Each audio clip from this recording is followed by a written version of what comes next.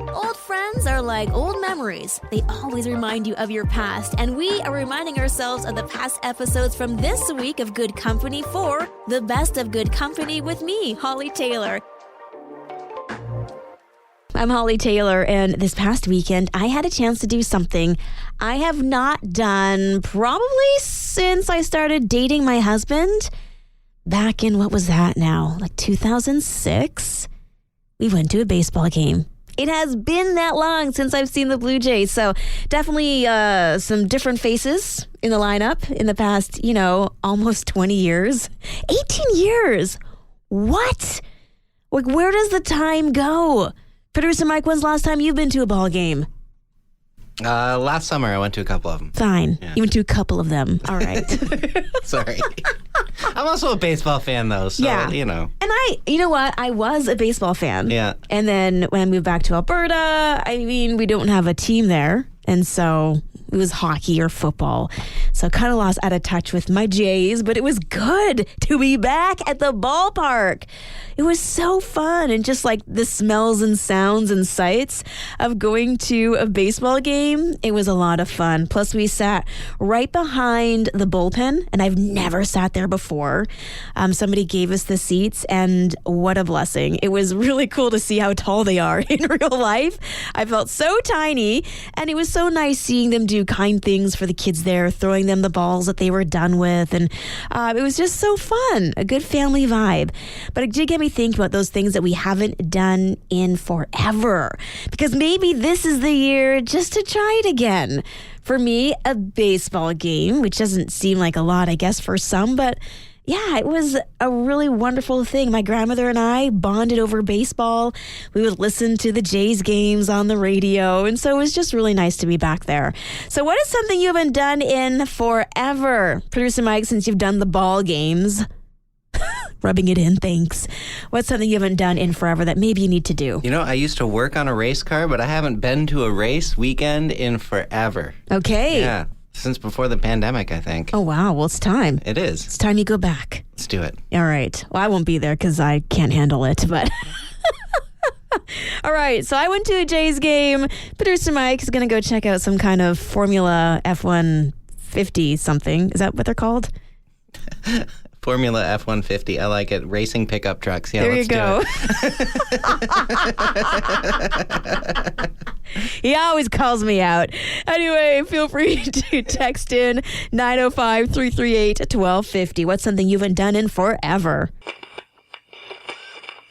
I'm Hollie Taylor for Good Company, and we think about music and how it can really impact the way we are, the way we feel, or even how quickly we can get through tedious tasks like the laundry or going for a walk, aka run, any kind of physical workout. Music actually helps you actually get through those movements.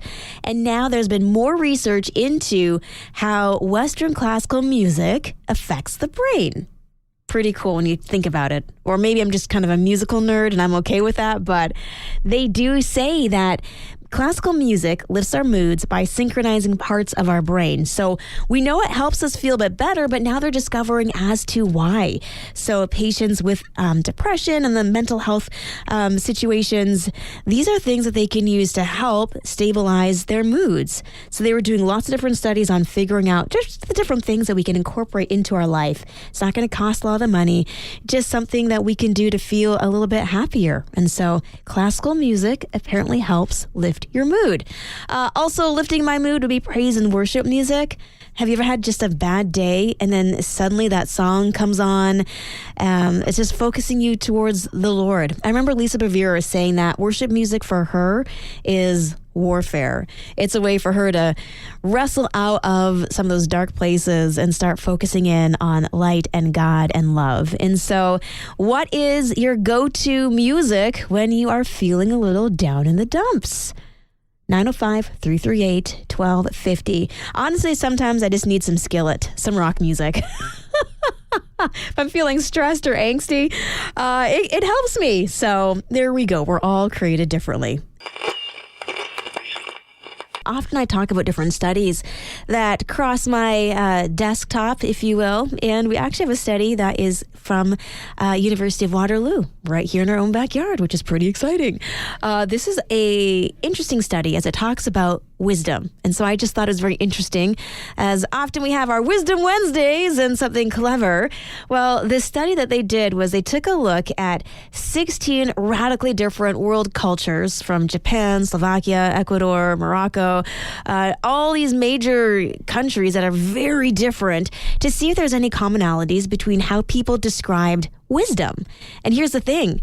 It was pretty much the same across the board.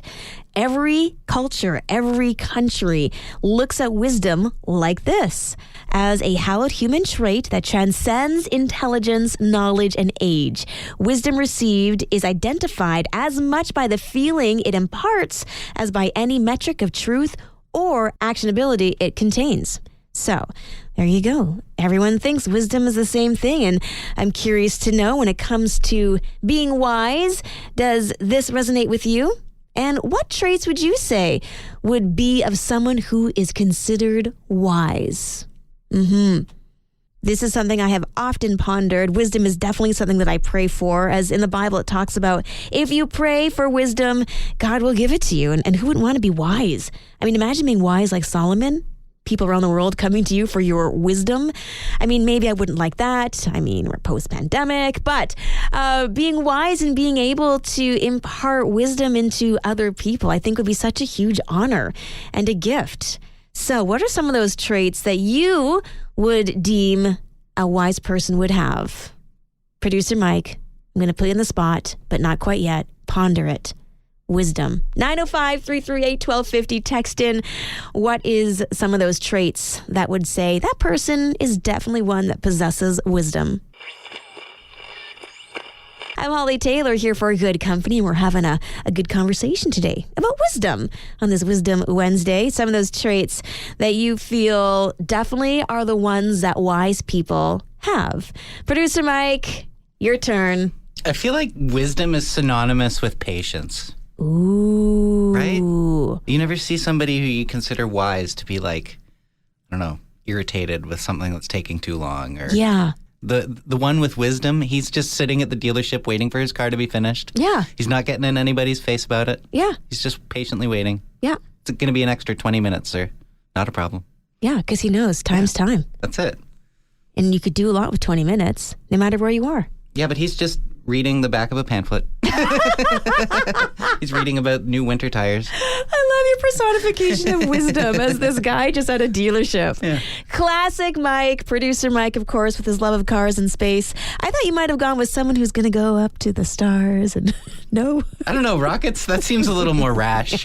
It's explosive and a little dangerous. Yeah. I feel like wisdom would be more of an astronomer than an astronaut. Okay. There we are. Wow, producer Mike. Pretty deep for his young age. Well, maybe you got some wisdom in there too. All right, send your text to 905-338-1250. Producer Mike saying someone who is wise is someone who is patient.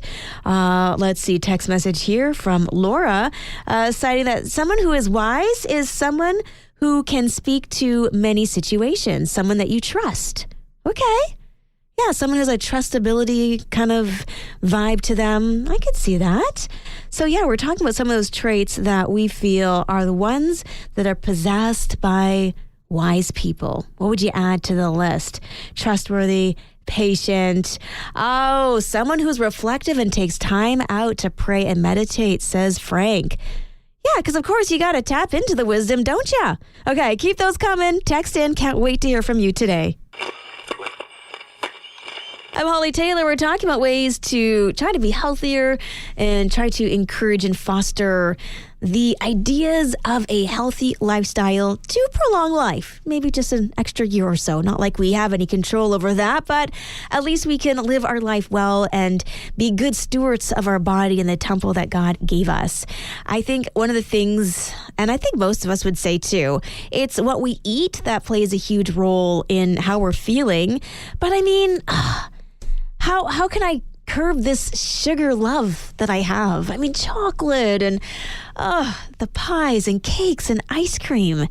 Is this just a Canadian thing, our love for sugary foods? Producer Mike, you seem to have a thing to say or two in this. Okay, so I learned recently, if you go to an elementary school in Japan, Yeah. and you ask any of the kids, hey, what's your favorite food? Yeah, chocolate. No, they're going to say things like broccoli. One kid said steamed rice. Steamed rice? Yeah. With sugar? No sugar, no additives, no corn syrup, no funky flavors and colors. Just, here's your white rice, kid. Yeah. Bon appetit. So they teach kids in Japan how to like healthy foods. And apparently it comes from like the school system itself. So they have something called, I'm going to butcher this, it's called shokoiku. Okay. Shokoiku. I'll buy it. I think that's it. It's basically food education. They teach it in schools. And so when you get your curriculum, children learn about nutrition, how food is prepared, and the importance of a balanced diet. And then their school lunches as well are usually prepared by nutritionists. They have a special teacher who actually goes through and makes the meal plans with the students. Oh. So like they're learning about how to eat properly from such a young age so that when they're older, Yeah. I mean, that's a pretty healthy population in Japan. Yeah, no kidding. We don't have the stats on No, this was just English-speaking countries, this stat that I had for Australia, but that's very interesting. It is, yeah. So when compared to other nations in the same area, they have a far healthier population. Yeah. Yeah. Huh. I mean, I do like broccoli and asparagus. Okay. I don't. You're better than me. It's not a contest. It's not a contest, but that's interesting.